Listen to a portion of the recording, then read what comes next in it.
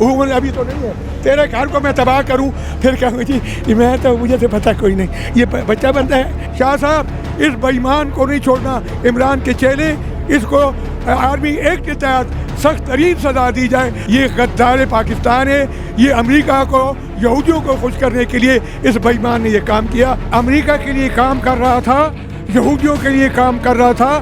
اس کا جو سسر ہے جمامہ کا باپ، وہ یہودیوں کا چیف ہے۔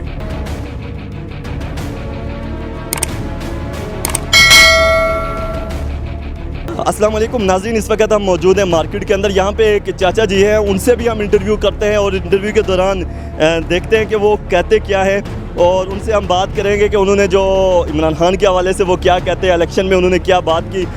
چاچا جی کی ایک عمر بھی زیادہ ہے، باتیں بھی تھوڑی تلخ کریں گے، ان سے بات کرتے ہیں۔ بھائی نے کہا کہ عمران خان اوپن ہو چکا ہے، امریکہ کے لیے کام کر رہا تھا، یہودیوں کے لیے کام کر رہا تھا۔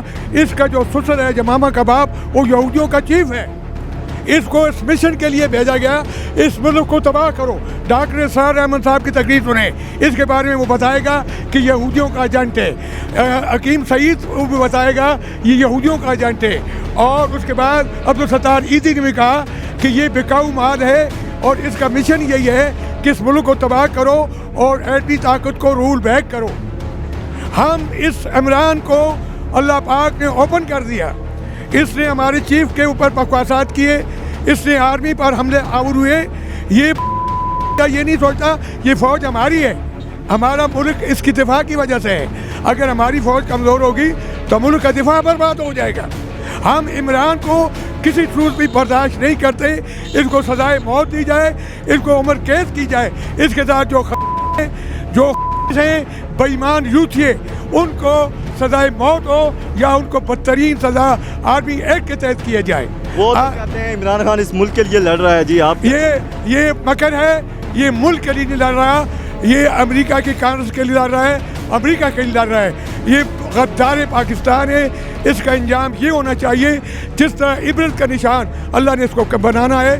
اور چیف صاحب سے میں گزارش کر رہا ہوں، شاہ صاحب اس بے ایمان کو نہیں چھوڑنا، عمران کے چیلے، اس کو آرمی ایکٹ کے تحت سخت ترین سزا دی جائے۔ آئندہ کسی کی ضرورت نہ پڑے کہ وہ فوج کے اداروں پر جناح بانی پاکستان محمد علی جناح کے ہاؤس کو تباہ کیا اور ان کے GHQ پہ حملے کیے۔